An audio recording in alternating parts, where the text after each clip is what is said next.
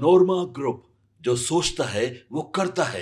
आपके अपने सपनों का आशियाना।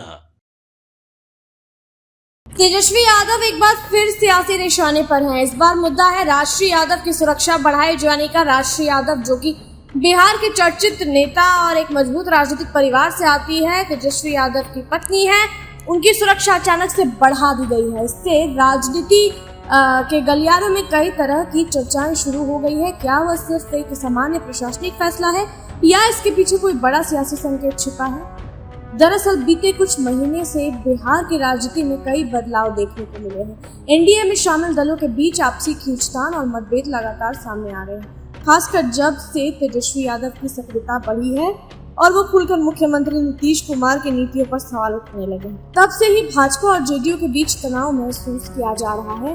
राष्ट्रीय यादव को जेडीयू का करीबी चेहरा माना जाता है। जब उनकी सुरक्षा को वाई श्रेणी में अपग्रेड किया गया तो यह सवाल उठने लगा कि आखिर अचानक से इतनी सुरक्षा क्यों दी गई?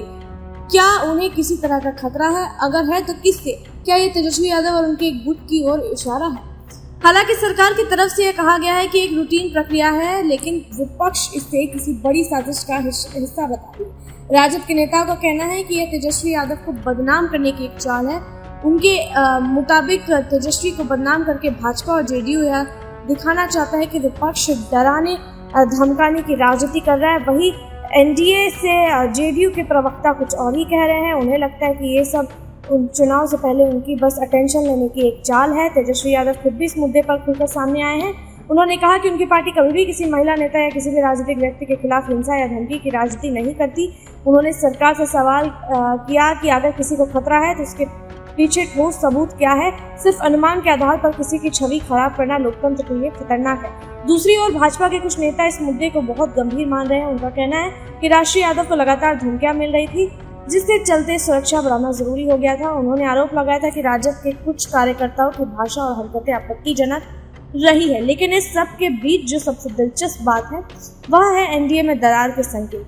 भाजपा और जेडीयू के बीच हाल के दिनों में कई मुद्दों पर सहमति नहीं बन रही है, चाहे बात हो जातीय जनगणना की, विशेष राज्य के दर्जे की या फिर बिहार में कानून व्यवस्था की। नीतीश कुमार कई बार दिल्ली जाकर पीएम मोदी से मिलते हैं, लेकिन उनका चेहरा यह नहीं दर्शाता कि दोनों के बीच सब कुछ ठीक है। वही भाजपा के कुछ बड़े नेता खुले मंच से नीतीश सरकार की आलोचना भी कर रहे हैं। राष्ट्रीय यादव की सुरक्षा बढ़ने की टाइमिंग भी बेहद अहम है।